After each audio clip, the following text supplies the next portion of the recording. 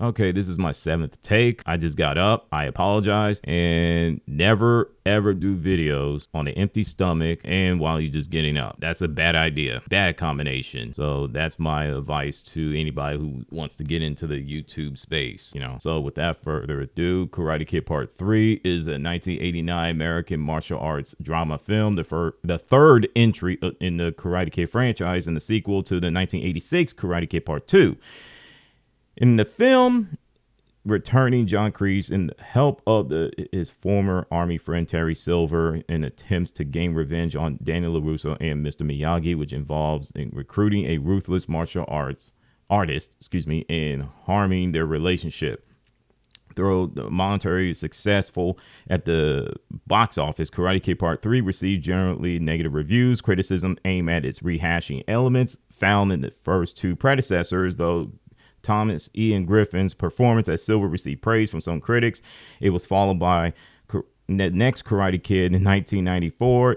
This was the final Karate Kid film to the guy who directed the first 3 films and the next Karate Kid. That was the final film before he retired in 1999, and unfortunately he passed away in 2017.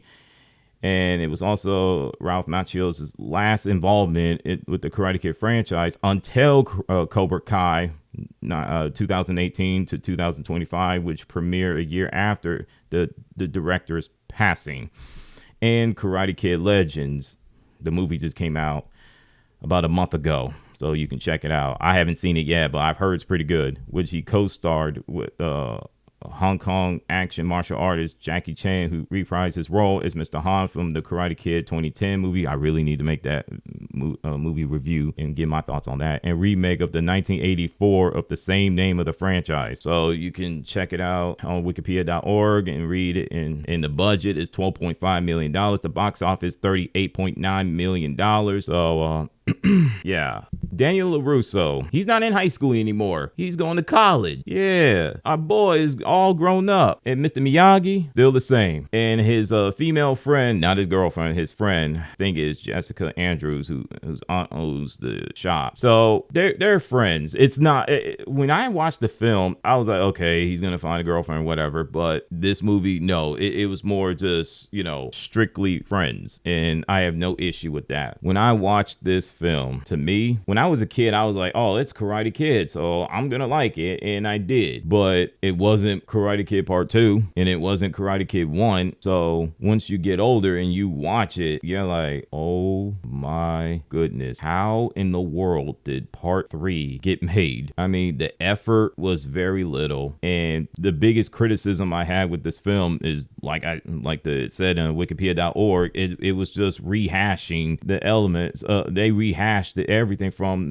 I'm not gonna go as far as say Karate Kid Part 2. It was more rehashing Karate Kid Part 1, and I'm just like, really? But there are some differences.